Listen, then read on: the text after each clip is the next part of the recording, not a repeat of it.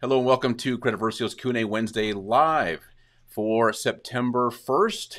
I am your host, David Michalek. I'm a consumer credit expert with almost 9 years experience focused almost entirely on credit repair and credit education. I've conducted over 10,000 one-on-one credit consultations, which has resulted in over 1 million disputes and tens of thousands of inaccurate accounts being deleted from credit reports. I am very much looking forward to sharing with you what I've learned over the years on these weekly Q&A calls that we do every Wednesday on both our Facebook and YouTube channels at 6 p.m. Eastern Time. So please take a second. I see we got a bunch of people watching. Thank you so much for being here. Please introduce yourself. Let me know where you're calling from or watching from, excuse me. And let me know if this is the first time here. I love having our first time guests participate in a Q&A live. So if you've been with me before on our Q&A lives, you've heard me say this, that our credit report and scores play an enormous role in so many areas of our lives. Our insurance companies, landlords, mortgage broker, banks, even our employers are looking at our credit report to see how we honor our obligations. Having great credit is mandatory because credit reports have become a lot more than just a report that lets people know what our score is and how we've been paying our bills. Our credit reports have become our adult report cards, and they tell the story of what we do when we are entrusted with credit. They've even become character reports. So, and it can be a very harsh thing. It's a harsh reality, and whether we like it or not, agree with it or not, that's where we are. That credit reports play a big role in our lives. They're instrumental in a lot of decisions that we get to make. And they do dictate a lot of the things that we can and cannot do in our lives, not just financial. So that's why we do these weekly live Q&A sessions. Now, during today's live broadcast, please feel free to post your questions about credit reports, credit scores. If you have questions about the credit repair process, let me know. If you have questions about Credit Versio, that's what I'm here for. And this is, we're here on your dime, and I'm here to answer any questions that you've got. Rodney from Chicago, welcome. Good to have you here. And for all of you that are watching, I know we've got a pretty good group here today. Don't be shy. Please introduce yourself. And this is a very interactive live.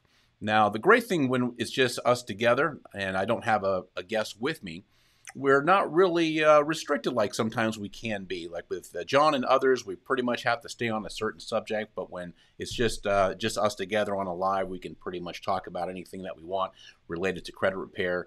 And I always like to start the live off with just covering some of the most common questions that I get asked during the week. And most of the time, these questions come from our Facebook and our YouTube channel. And there's a few things that came up a lot this week that I want to address. And a lot of the times it has to do with a little confusion over what to do and what not to do.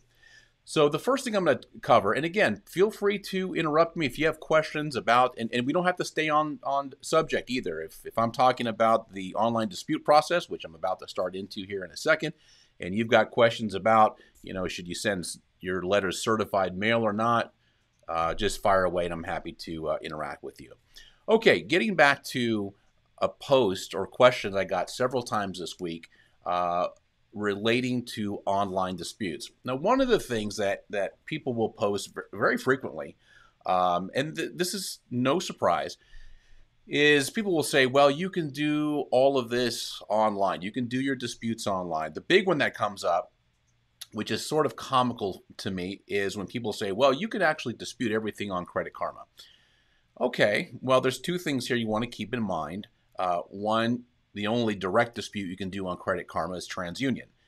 If you click to dispute anything on Equifax and Experian, it's going to send you off-site onto Experian and TransUnion, where you will have to create an account and go through the steps to dispute on their websites. So it's not really true. And getting back to the initial point, which is we're talking about an online dispute. Now, should you do an online dispute? Credit Versio is hands down the most advanced piece of software that's ever been created for this industry, for credit repair. It rivals anything that even the big white glove companies have. So that being the case, the question comes up pretty frequently is, well, why are you guys still doing paper disputes? Why send a paper dispute? I mean, here, it's 2021. Everything's done. We live in a digital world. Why isn't that done digitally too? Well, the reason for that is because the Fair Credit Reporting Act, which gives us the right to dispute anything we want on our credit report, was written in 1970. So when did we get the internet in popular use? I remember getting online the first time, maybe 94, 95. I can't remember actually. Okay, so it was a couple of decades, at least a couple of decades after the Fair Credit Reporting Act was written. Now, the Fair Credit Reporting Act has been modified. It's been updated. I think the last major revision that it went under was 1988, 1989. So we're still talking about decades. Now, when that piece of legislation was put into effect, letters were the method of the day. Okay, so we do have the ability to do an online dispute. Why not do them? And that's a very fair question. And when people post this, I completely understand. It's a very reasonable question and position to have. So, Deshaun, you're back. Welcome. Good to see you. You had some great questions last week. We'll see what you got for me this week. So the reason why is if you've ever done an online dispute, one of the things that you're going to notice is it's pretty restrictive. You have some drop-down menus. You have some things that you can do and you can't do. You can include documentation if you want to upload some documentation, but they kind of keep you in their frame and they limit you with what you can do. Now that can be a little bit of a problem, but certainly if you've got a common dispute or something that's relatively straightforward, probably not going to hinder you all that much. What you don't see where the problem really surfaces is when you're not reading the fine print. So I'll give you a great example. About a year and a half ago, I had on the live, one of my very first lives. I did this in another group. I interviewed a gentleman by the name of Steve Reagan. I've known Steve for probably six, maybe 7 years now. And Steve, for about 25 years, worked for TransUnion. And a good chunk of that time, he was the guy that ran the entire dispute division for TransUnion's West Coast division. This is where they did a lot of their dispute processing. So roughly about 15,000 dispute letters per day. And one of the things that I asked him on that live was, hey, should people do an online dispute or should they do a paper dispute? Now, this is the guy in the know. This is the ultimate authority, a guy that ran an entire dispute resolution division for one of the three bureaus. So where else? I can't imagine you're going to get a better answer from anyone other than, better than this guy right here. Clearly, he said, do not do an online dispute because you don't know what you're agreeing to in the fine print. And one of the things that sometimes you agree to on an online dispute is once this dispute has been resolved, it's resolved. There's no going back and following up with that dispute. The other thing, too, is if the bureau just arbitrarily decides to remove the account that you disputed, and this is why people ask, even Credit Versio, like, hey, if something gets deleted, is it going to come back? Well, why does that happen? Do things routinely come back on credit reports with a paper dispute? Not really. But do they come back with online disputes? That's a thing that happens more frequently, and this is why. When you do an online dispute, one of the things that you agree to, or one of the things that is told to you, is that the credit bureau that you are lodging the dispute with may decide on their own to dispute the item.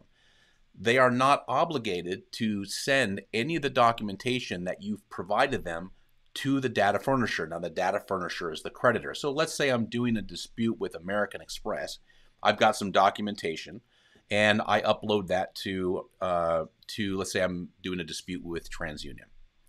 And TransUnion, in that fine print, has made me sign or click that I agree to the terms and conditions, and they accept my dispute, and they decide to remove that account. Let's say I get a deletion. Maybe it's some late payments or something like that that are on my American Express. So it was a modification or a repair. Well, part of that agreement is that uh, if TransUnion removes those late payments, they don't have to tell American Express that that's what they did. So guess what might happen? Now, it doesn't happen all the time, but guess what might happen the next month when American Express updates their data on my credit report? They might put all that stuff back because they didn't realize that TransUnion had removed it for whatever reason. Maybe they decided things didn't look quite right. There's a lot of reasons why they might take it upon themselves to do that deletion. So that's one of the other reasons why you don't want to do an online dispute. You don't know what you're agreeing to in fine print. They're going to limit you, and sometimes if you're fortunate, if something is removed and it doesn't belong there, it can get added back. Okay, very good. Manswell, number one, thank you so much for joining me again today. TD Wilson, welcome in Atlanta. All right, thanks for joining me. So like I said, since you guys, I don't know if you're just introducing yourself or you're coming in a little bit late, but feel free to post any questions you've got, and I'm happy to answer them for you. So what we just covered were the cons. I was about to say pros and cons of online disputes, but I mean, what is the pro if there is one? It's convenient, and you might get lucky if you've got some error on your credit report it's egregious, it's very obvious, and you dispute it. I mean, you can get lucky and you might be completely done with it. But an online dispute is going to have those drawbacks. When you do paper, you've got a paper trail. And one of the things you also want to keep in mind is one of the things that makes a paper dispute more reliable, likely much more successful than an online dispute, is you're in a way preparing for the worst case scenario, which might be a lawsuit if something isn't removed. And by the way, this happens all the time. Every year, about 13,000 lawsuits are filed against the bureaus and against data furnishers because of wrong information.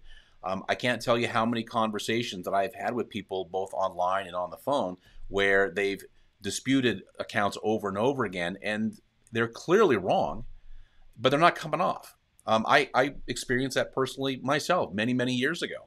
I ended up having to resolve it by my attorney filing a lawsuit against Equifax and the data furnisher. And, we settled it. They had to write me a check. But this is not uncommon stuff. The benefit of having that paper dispute that I had and the paper dispute that you have, if you're using Credit Versio, I'm making the assumption that you are, is that now you've got evidence of the dispute. You've got paper evidence that it took place. So if you need to reach out to an attorney, they're going to ask you for that stuff. They're going to want to see that. Those are bullets in their holster that they can use in the event that things are just not going your way in the bureaus and or the data furnisher is not presenting the correct information. Okay, so I got a question here from Deshaun. Let's see. So I made a mistake last week with Smart Credit. I chose Take Action, made remarks with the credit of Verizon, thinking I was asking someone from Credit Versio. I messed up, didn't I? No, Deshaun, don't worry about that. There's a distinction between the two. Like if you're doing, first of all, I wouldn't recommend doing it again. Do all your disputes through Credit Versio. It's just a lot easier. You're disputing directly with the bureaus when you're using Credit Versio. So these are bureau disputes. When you're using action buttons and Smart Credit, that is a conversation that you're having with the data furnisher, in this case, Verizon. Let me qualify that a little bit by saying this. I'm not exactly sure, and I've asked this question or I've posed this question to Smart Credit on a couple of occasions.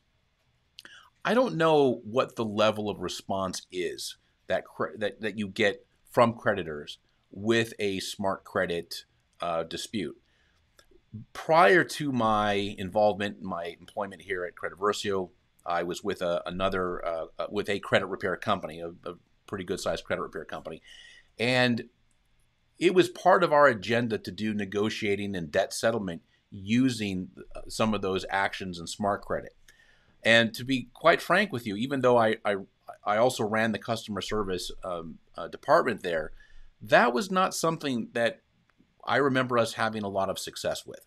I don't know that the data furnishers really look at a smart credit, and this is nothing against smart credit. It's just the nature of having this kind of a bureau or a 3-bureau credit report provider, which is a third-party provider, doing some kind of interaction or negotiating with a creditor on your behalf. I'm just not really sure how effective that is. I don't have any data at all from the year or two that we did that suggests it was really all that effective.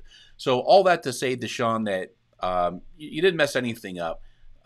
You definitely want to do your disputes through the bureaus and using Credit Versio. The reason for that is, I'll just give you a quick reason, and this is I promise you this is going to make a lot of sense. When you do a bureau dispute, you are recruiting the credit bureaus to help you. Okay, the credit bureaus, despite the nonsense that's out there that it's us against the credit bureaus, they're trying to stick it to me. That's not true at all. I know people. I have very good friends that worked at the credit bureaus, and one of the things, and I don't mean just like worked there, clocked in on it and had some menial job. I'm talking about high level executives who were there for years and years, and they'll all tell you the same thing. They really want to get the data right. It's very important to them to get the information right. So they want to help you. So when you send a dispute to the bureau, and this is one of the beautiful things about bureau disputes, is that you've now recruited the bureau to help you. So when you send that dispute to the bureau, they process it, they send it to the creditor / data furnisher, and the data furnisher, whoever that is, maybe it's Verizon, American Express, Ford, whoever it is. There's almost 15,000 different data furnishers that supply information to the bureaus. They have to perform under the law, but what if they don't? It happens. It happens with collection companies a lot, where they just don't do what they're supposed to do. It's not really important to them. So what happens in cases like that? Well, the bureaus are ultimately culpable for what is on your credit report. And if you're not getting the satisfaction, and by satisfaction I mean if there's not an accurate response or an appropriate response from a data furnisher, the bureaus can take it upon themselves to delete the information or modify it. Okay, that works in your favor. So you've got these massive companies who are sticklers for details, for compliance with the law. We're talking about the Fair Credit Reporting Act. We're talking about the Fair Debt Collection Practices Act, and they don't want to get sued either. So you'll get that extra help by recruiting them when you go through the dispute process. Okay, Al Mustafa, welcome. Good to see you, my friend. It's good to have you here. Okay, question from Amanswell. Do all secured credit cards graduate? By that, I'm going to make the assumption that graduating means they eventually give you your deposit back, and then you now have an unsecured line of credit. A lot of the good ones do. I can't think of any that don't, but you're going to have to read the fine print. You can listen. There's some really shady secured cards that are out there. I've seen a handful of them. They tend to not last all that long. If you're looking at secured cards that have high fees, that if you don't recognize the bank, if you can't do a Google search and do a little due diligence and find some information on them, probably want to avoid them. But pretty much every bank, every major credit union has a secured credit card. Go with them. There's nothing remarkable or special about a secured credit card, to be quite honest with you. I mean, the interest rate for all of them are going to be horrendous, but you don't want to charge a balance and leave a balance on a credit card. I know there's all these leave 20%, leave a little something. You don't need to do that. They just need to see activity. The best course of action is to pay a credit card in full every single month. Don't pay interest if you don't have to. And usually over a period of time, whatever that time is, it could be 6 months, it could be 3, it could be 12 months, depending on factors on your credit report. Yeah, they may graduate you out of that, give you your deposit back, and maybe even kick up and give you a higher balance. As long as you're a good risk, as long as you're not maxing out the card, you're not doing things that make them nervous. And I talk about a lot of that in the coaching videos that are in Credit Versio. If you don't have a Credit Versio account, You can go to our YouTube channel. A lot of people right now watching on YouTube. There's all of our coaching videos right there that'll give you some great information on how to use credit cards. Okay, Corianne. Okay, just getting started with your program. Notice that one of my collections says it was disputed by the consumer and found to be reporting within regulation. Okay, very common. I never disputed anything. Should I treat this debt as if it was never disputed, or do I need to pursue a different method? You know, Corey, actually, just dispute it round one, just like you would ordinarily. The disputes are really not that complicated. And this is the thing that, you know, early on when I start this, and I start a lot of my lives like this, where I talk about how much myth and bad information there is in the whole credit repair space. It's just the nature of the beast, because all of us are impacted by our credit. All of us, none of us got pulled aside when we were in high school and had somebody explain to us how important credit is. We're just thrown into this, and especially if we have some credit challenges, or maybe we had a hiccup here and there, it gets to be a very emotional thing. Our scores are dropping, not sure what to do, and when you have that combination of events that are taking place, it opens up the field to a lot of people who are going to try to sell bad information, sell books, and sell letter templates that you don't need. So disputes are really very, very easy. In fact, I'm going to get to that on the next subject. So to answer your question, Corey, just move forward with a round one dispute. It doesn't matter what happened in the past. A dispute has a beginning and an end. It's 30 to 45 days. So if something happened in the past, maybe you forgot about it, who knows, maybe it's just a bad note, wrong information, doesn't matter. Just move forward with the suggested reason that Credit Versio gives you for a collection, because it's really the best reason. It doesn't matter if it's Credit Versio or Lexington Law or creditrepair.com or any other big companies that do this.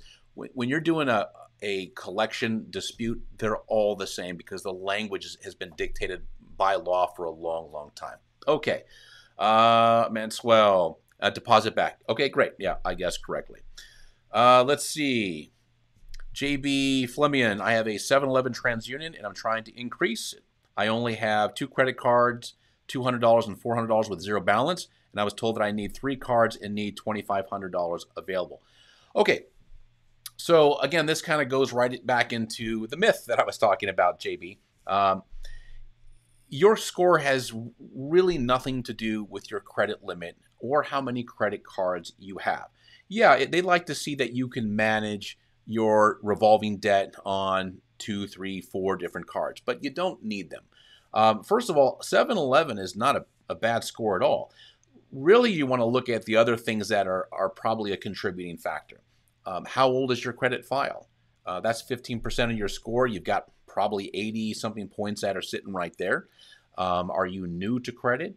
Do you have an installment loan? One of the things that is another factor in your score, it's about, I believe it's about 10%. Yeah, I think it's 10%. I'd have to look at it. Oh, you know what? Let's not look. Let's pull up a FICO chart right here. Here we go. New credit length and types of credit. Okay. Okay, type of credit is 10%. Yeah, so I was guessing right. So 10% of your credit score is the type of credit. It's the mix of credit. Vantage and FICO use these words pretty interchangeable, mix and type of credit. Do you have a revolving account? Do you have an installment loan? Now, the installment loan, like student loan, car loan, personal loan, installment loan is something that has a finite period. For example, it's a 60-month loan, or it's a 30-year mortgage, something like that. That's an installment loan. Now, the great thing about it is it doesn't have to be currently open. You just have to have it there on your credit report. So if you got a car loan that you paid off years ago, you're getting credit for it. If you have, if you just have a short credit file, it's one of the things that might limit you. Also, JB, do you have other negative credit on your credit report? Maybe an old collection? Do you have an old charge-off? Do you have something from the past? If that's the case, that could be putting you in a scorecard that could limit you for a period of time. But let me just dispel the part here where it's you've got to have 3 cards and you have to have more credit available. Not true at all. what really matters is how much of your credit you're using. So you're doing the right thing. You've got a zero balance on your 2 credit cards. That's fine. You don't need more available credit to you. Okay, hope that answers your question. Take a look at your credit report. If you've got other negative accounts, or if you've got a really new file or a thin file, just not a lot of credit, that would explain a 711 on your TransUnion. But that's not bad, especially if you're just building credit again or getting out of some negative credit. You're doing pretty good. Okay, Cindy. Hello, David. Question. My car got repoed. Balance was sent to collections. Now I'm being garnished, but still affecting my credit since they keep reporting it as missed payment. Should I dispute this or something else that needs to be done? So, Cindy, one of the I'll put that back up. One of the really unfortunate things about a garnishment is, I mean, that's a judgment against you. So whether you went to court or not, maybe they got a default judgment if you weren't there. I don't know what the story is. There's really not a lot they can do with that. However, they should not be continuing to mark that as late. Was it the original creditor that sued you, or I think you said it went to it went to a collection company. So a collection company doesn't do updates on late payments. That's just not what they do. It's not a trade line. Only a trade line is going to show a history of payments month after month. The original creditor, however, now I'm just going to make some guesses here, Cindy. Let me know if I'm off. You can always drop me an email. You can email support@creditversio.com and provide a screenshot if you want. But what I'm guessing is, if you've got the original creditor continuing to mark it as, say, a charge-off month after month after month, so you'll see a CO. If that's what you're referring to, that doesn't mean that every month you're getting a new charge-off. All that means is that every month they are just saying that the account is the same. It's not an additional hit month after month after month. A lot of people think that when they see that CO, that charge-off.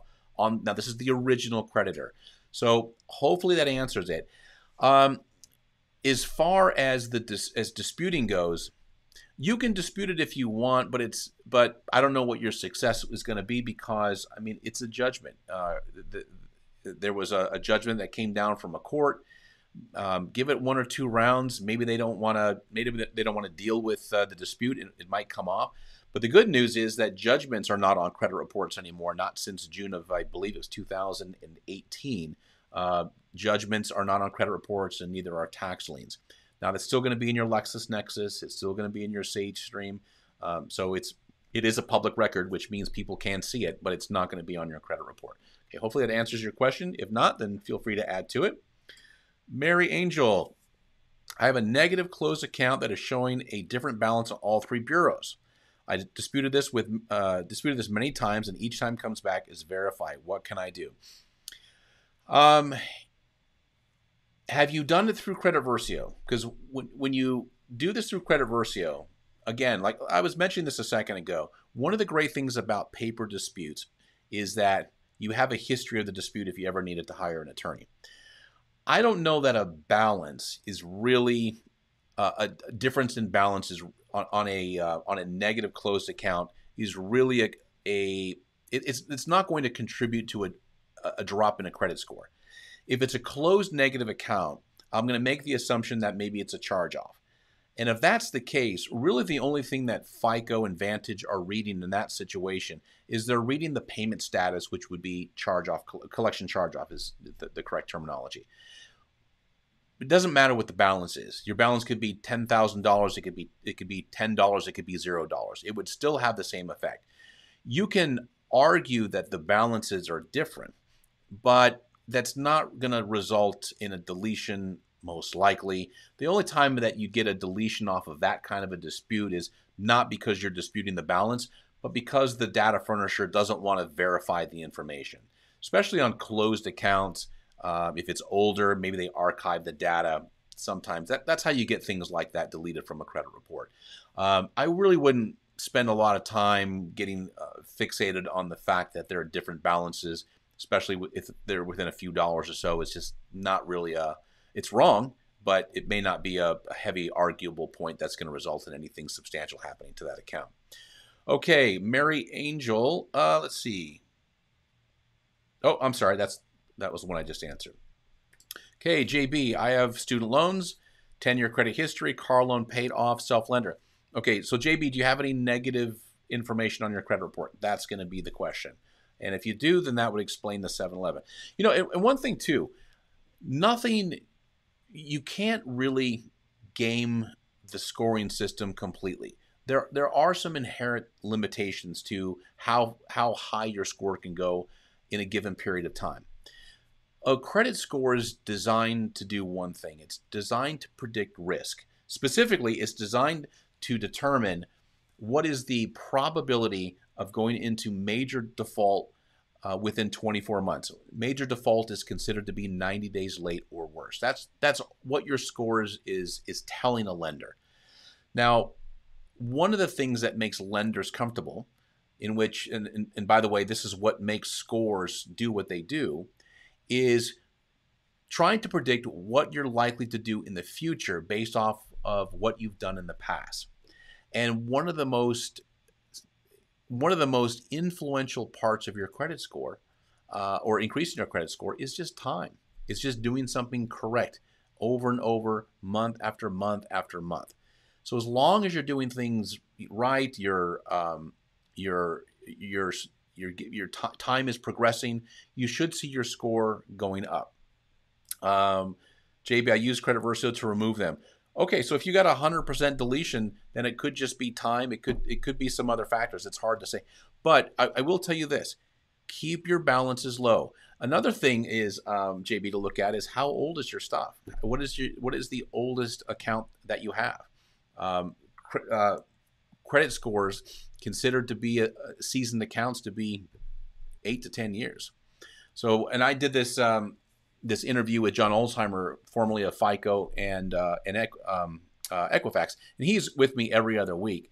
And one of the things that he really likes to talk about is how it's very difficult to get an 800 credit score under the age of 40. Now, this is 800 credit scores are really when you see 10 years plus of credit history. So it takes some time to earn it. I mean, wish it wasn't that way, but that's kind of the way that it is. Okay, Judy C. My score has gone up 94 points in the last 6 weeks. I am near the sought-after 800 mark. That's awesome.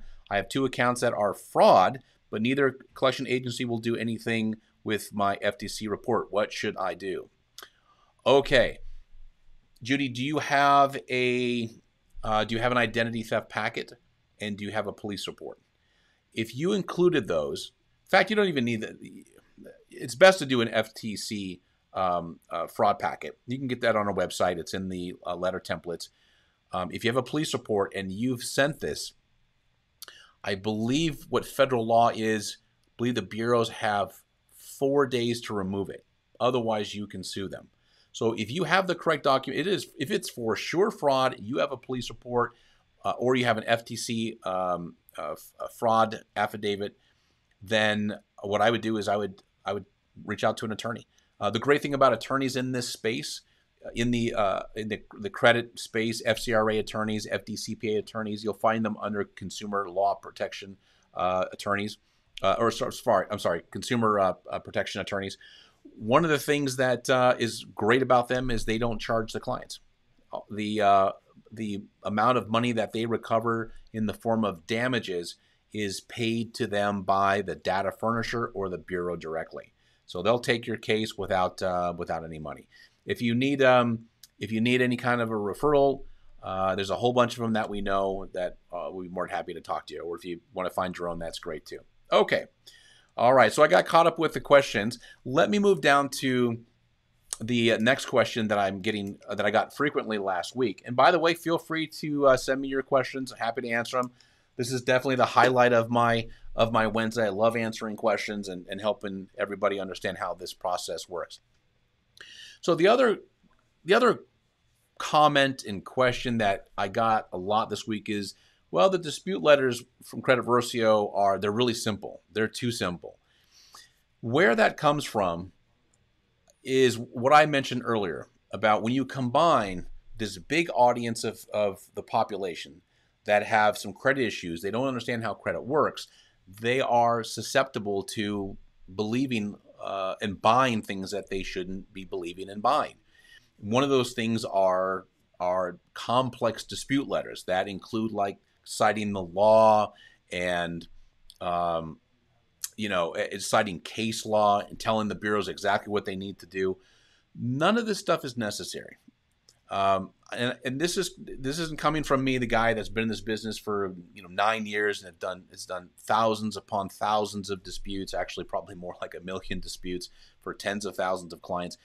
This is actually coming from people who worked at the credit bureaus, who worked in dispute resolution, people that are reading these letters. And one of the things they'll tell you is simple letters are fine.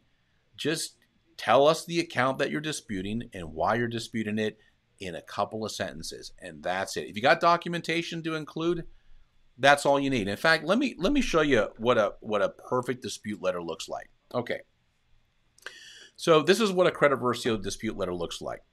And I want to draw your attention to where it says, Dear Experian, right there at the top. Oh, let me just drop that down a little bit. It says, I'm writing to dispute the following information that appears on my Experian report from 6/22/2021. That's it. Okay? That's all you have to say. There's no backstory. You don't have to do that. And this is the way the bureaus prefer it. By the way, one of the reasons why the dispute letters come out of Credit Versio this way is because we got a lot of consultation from partners of ours, associates of ours who worked at the credit bureaus. Also attorneys. We know a ton of them. We've been in business with attorneys for years and years.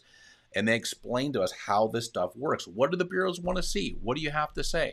Why not give them what they want for the best outcome possible rather than buying some template letters? I've heard people paying hundreds of dollars for template letters from people who really aren't in the business and really don't know what they're talking about. And I see, by the way, I see that all the time. Okay, here's a great dispute. I'll show you two of them, in fact. So Capital One Bank, and by the way, this is a client that I know very well. I took this dispute letter from her account. I covered up the account number, but there's nothing here that's sensitive information. It says Capital One Bank, North Credit Card, with the account number that's been hidden, was open 2/01/2012 and a balance of $171. So right here, what we're doing is we're telling the bureau what the account is, and so they don't have any issue finding this account. Okay, there was an error with Capital One. I was never late, and I've included a letter from Capital One saying this account should be updated to current, never late. Please remove all the late payment history per Capital One's instructions. Okay, so this was a situation where Capital One, in fact, I'll tell you what happened. The card holder, the friend of mine, had a Capital One card that she hadn't used in a long, long time. There was an annual fee. She had moved, didn't get it, and that annual fee resulted in multiple late payments because she didn't make a payment. The credit card had a zero balance. And she called them, obviously very distressed, and they were good. They were really good at removing the late payments. They gave her a letter that said, hey, okay, we'll remove the late payments. We'll update the bureaus. Now, she probably didn't need to do anything, but why not send a dispute? She was sending one anyway for the next account, which was a collection. So here's a collection account from, it names the collection company. Also, it names the original creditor. Really important thing to do. I never had a contract with this debt collector for any debt. By the way, a contract and verifiable ownership of the debt is under the Fair Debt Collection Practices Act. So this is language right out of the law. We don't have to come out of this guns blazing saying, this is the law and you got to do this and blah, blah, blah, blah, blah. Very simple language. Okay, I never had a contract with this debt collector for any debt. Please provide proof that the original creditor from the original creditor that this debt collector owns this debt and has the legal authority to collect it or delete this account. Okay, simple disputes. That's all that's necessary. The Capital One, now you saw the date on this. This is going back, August? Yeah, okay, so this, where was the date on this? Yeah, okay, so June 23rd. Okay, so this dispute letter was from June. All that has been deleted since then. The collections were deleted because the collection company could not produce any documentation saying that they had a legal right to collect that debt from that original creditors. Happens a lot. A lot of collection companies buy debt on spreadsheets, so it wasn't really a surprise. Okay. All right. Let's see. Oh, Judy, getting back to the question that I asked. Oh, Lord, it's been months. Thanks. We'll seek out some help. A referral would be great. So, Judy, send me an email. Let me put my email in the comments here.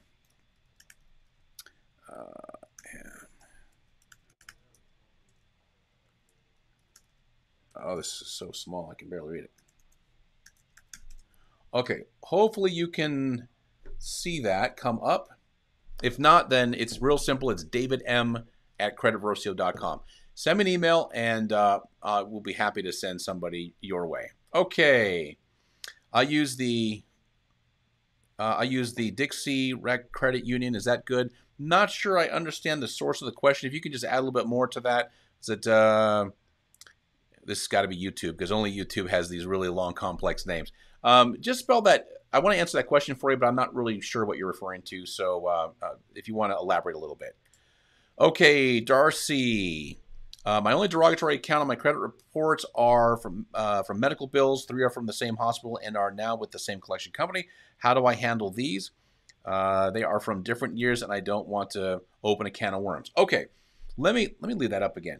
So, Darcy, really important thing here. Again, and this goes into credit repair myth. There is no such thing as a can of worms, meaning you cannot re-age the debt.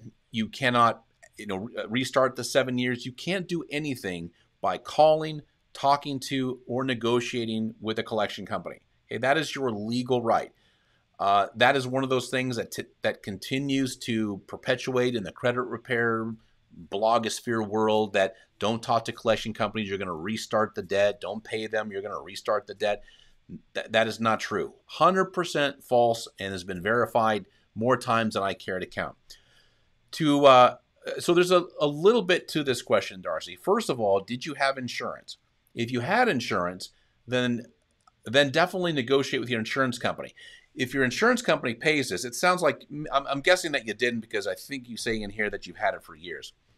The reason why I'm bringing that up is for those who have collections that are medical based, if you had insurance, when the insurance company pays it, they automatically get deleted from a credit report. That's federal law. Okay, it's the only collection that has to be deleted upon payment, and that's medical collection paid by insurance. Okay, but going back to your question, one thing, Darcy, that you might consider if you're using Credit Versio understands what a collection is. And it's going to prompt a standard collection, just like the one that you saw me read off if you've been on the entire time. There's really a couple of parts to a collection dispute. Do they have a legal right to collect? Do they have permission, and do they have a contract? If they don't have those things, which collection companies a lot of times don't have, you can get it deleted. So dispute it just like you would a regular collection. Give it maybe 2-3 rounds of disputes and keep your fingers crossed. If it's your debt, you've done a dispute, they're not coming off, if it's within your financial ability, then try to settle it. There's nothing wrong with settling the debt. When you have a collection that has a 0 balance on your credit report, the contemporary scoring models like FICO 8, 9, the new FICO 10T, which is coming out, or 10 and 10T, Vantage 3 and Vantage 4, all of those ignore collections that have 0 balances. Now, the only time where that's not going to help you is if you're getting, say, a car loan. That's an older FICO model most of the time. And certainly if you're getting a mortgage, that's going to be an old FICO model. That's per FHFA. And it doesn't matter if your collections are paid or not paid. The impact is pretty much the same. Okay, Judy, thank you so much, David. Got it. Okay, very good. Let's see. Okay, Judy, trust me, we'll send great people your way. Okay, very good. Excellent. Where are we coming up to? Oh my gosh, 46 minutes already. All right, let me see if I can... Okay, I'm going to finish up with answering this last question. Should you mail your own dispute letters? Well, with Credit Versio, of course. The source of that question is this. If you're having somebody else do your repair for you, like we get people all the time who are with credit repair companies, and they want to do it themselves. That's the best way to do it. And if you're really not looking at your dispute letters, if you're not looking at the dispute reasons that Credit Versio has given you, one of the things you're going to notice that the dispute letters, the way that they're written, simple as they are, they're very sophisticated. And the reason why I'm telling you that is the disputes that come out of Credit Versio, in most cases, are going to be equal to or even superior than anything you're ever going to pay for from a credit repair company. And this is coming from a guy who used to run a very high-end, very expensive white glove credit repair company. The letters that Credit Versio sends out rivals those. And one of the critical parts of the dispute process, and this is under the Fair Credit Reporting Act, is that you got to send them yourself. Now, it doesn't actually say that in there, that people have to send their own letters. What it really says is that letters that are sent by third parties, collection credit repair companies, or being prepared by a credit repair company, they can be legally ignored by the bureaus. Now, I'm not saying they're going to do that. They're probably going to respond to your dispute anyway, but you might catch a lot of frivolous disputes, or you might catch a response from the bureau saying, hey, we know this letter was not prepared by you. They know they're coming from credit repair companies, by the way. There's no secret there. When credit repair companies mail out dispute letters, they're in a big bin. I mean, massive bins, thousands of letters. That's the way we did it. That's the way every credit repair company does it. This is back before Credit Versio. And they arrive at the credit bureaus in the same bin. So they know they're coming from a credit repair company, and they have the right to ignore those letters. So it's really important that you send out your own dispute letter. Okay, coming down to the end here, let's see. Darcy, I disputed online before I knew better, and one of the older medical collections updated and dropped from my FICO scores. Actually dropped from your credit report, but I know what you meant. So tremendously, so that's why I am hesitant. Okay. Oh, I see what you're saying. So you disputed and your score dropped. Darcy, your score drop had nothing to do with the collection. Zero. There are literally dozens and dozens of variables that go into your score. Having a collection get deleted under no circumstances would ever hurt your credit report. It's just not possible. It is literally impossible for that to happen. It could be that maybe your credit card usage was higher that month. And by the way, it depends on what we're talking about when you say a drop in score. 25, 35 points up and down is what's referred to as score migration. It's very normal. If you see scores dropping by 80, 100 points, okay, that's a different thing. Probably has to do with credit card usage rates. I've seen people lose 100 points because they got one $300 limit credit card and it was zero balance last month, and this month they maxed it out to $295 and they lost 110 points. That's because you've got a ton of points sitting right there, and credit scores are very, very sensitive to credit card utilization. So Darcy, dispute without worry when it comes to your collections. Really, when it comes to just about anything. Listen, the only time that disputing can drop your score is under really two set of circumstances. Number one, you got an account deleted that was very old. Say you had an old credit card that's 10, 15 years old. It was a charge off. Maybe a couple years ago it was charged off. You dispute it and it gets deleted. Well, now you lost that oldest account. So it makes your average age of accounts shorter. That can drop your score. The other thing that can happen, and I've seen this happen too, is when you're looking at your credit report. And in fact, I'll give you a real example. This was not that long ago. I had a guy whose score dropped 80, 90 points on, let's just call it Equifax. What had happened is he had an account that was a charge-off. The charge-off was on TransUnion and Experian, but on Equifax it wasn't a charge-off. They posted it wrong. It was posted as a late payment. So what happened when he disputed it, the data furnisher came back and said, oh, okay, this should be a charge-off. So what happened is the score dropped. But his score was artificially high to begin with. It was about 80 points higher than the rest of the bureaus. So he wasn't upset about it. He's like, oh yeah, okay, now that makes sense. I was cut a little bit of a break because it was not reporting correctly. But maybe if he had left it alone, it wouldn't have done it. It's hard to know. So So don't worry, Darcy, about disputing collections. And to wrap up here, so after I disputed these, and if I have to pay them, will they get deleted off my credit report since they are medical bills, or is that a myth? Well, the myth part is if you pay them, they get deleted. They get deleted if they're paid by your insurance company. Now, having said that, let me tell you how things tend to unfold with collections, whether it's medical or any other kind of collection. So the progression is usually this: dispute it and do 2-3 rounds. And if nothing's coming off, see if you can settle. Settle for pennies on the dollar. Settle if they want $1,000, offer them 150. I mean, what's the worst that's going to happen? They say no. Okay. So ask them if they will delete the account in exchange for payment. Now, they're not supposed to do that. And if John Alzheimer was on this with me, he's my guest every other week, formerly with FICO and with Equifax. You know, stuff like that, you know, he's not a big fan of. And I see his perspective. Ideally, things are not supposed to be deleted from credit reports unless they're wrong. But let's try to do what's best for you. See if you can get that collection company to delete the information in exchange for payment. Some will, some won't. If they won't, okay, pay it anyway. Settle it for as low as you possibly can. Get that balance down to zero. At the very least, you've accomplished one very important thing.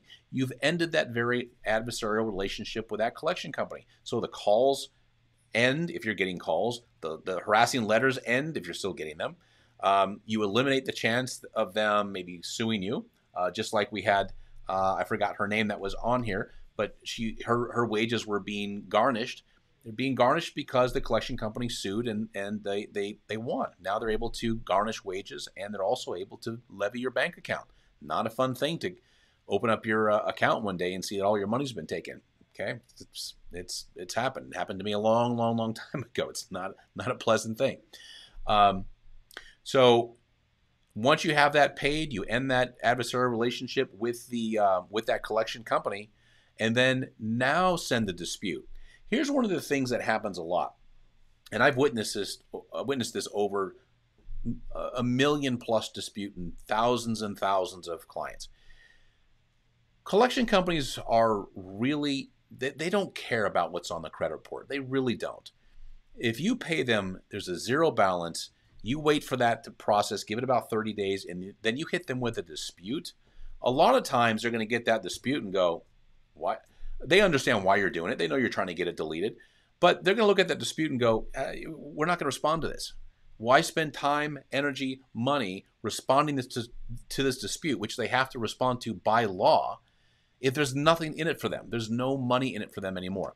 So what happens a lot of times with paid collections, not all the time, I mean, don't take this to the bank, but it happens a lot of times, is you're going to see collections get deleted because they just don't want to deal with it. Okay, that was the last question.